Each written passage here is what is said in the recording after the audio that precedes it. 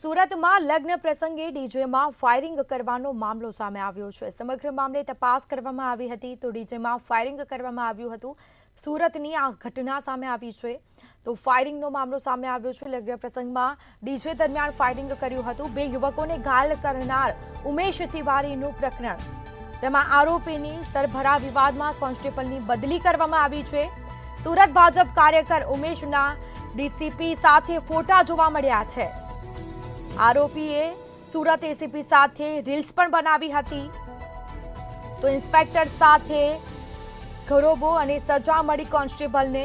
Media કર્મીઓ સામે પણ ફરિયાદના તથ્યો તૈયાર કર્યો હતો। કોન્સ્ટેબલ સંતોષ પાટીલની બદલી હજીરા પોલીસ સ્ટેશને કરાઈ છે તો સમગ્ર મામલે સજા માત્ર કોન્સ્ટેબલને મળી એ વાત એક ચર્ચાસ્પદ બની છે। ડિંડોલી પીઆઈ, એસીપી, ડીસીપી સામે કોઈ પગલાં નહીં લેવાતા અનેક સવાલ ઉઠવા પામ્યા છે।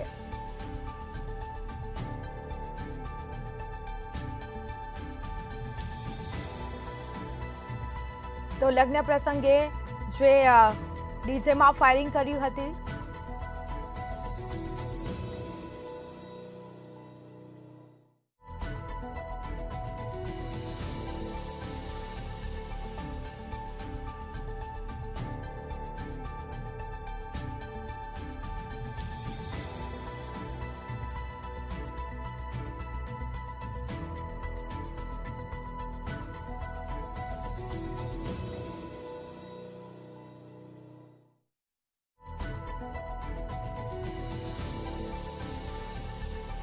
તો સુરતમાં લગ્ન પ્રસંગે ડીજેમાં ફાયરિંગનો મામલો સામે આવ્યો છે, જેમાં બે યુવકોને ઘાયલ કરનાર ઉમેશ તિવારીનું પ્રકરણ જોવા મળ્યું છે।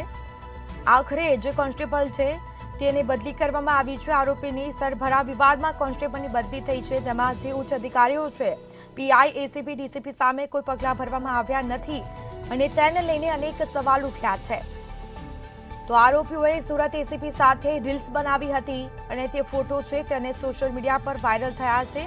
ઇન્સ્પેક્ટર સાથે ગરેબો અને સજા મળી કોન્સ્ટેબલને તો મીડિયા કર્મીઓ સામે પણ ફરિયાદીના તથ્યો છે તે તૈયાર કરવામાં આવ્યા છે।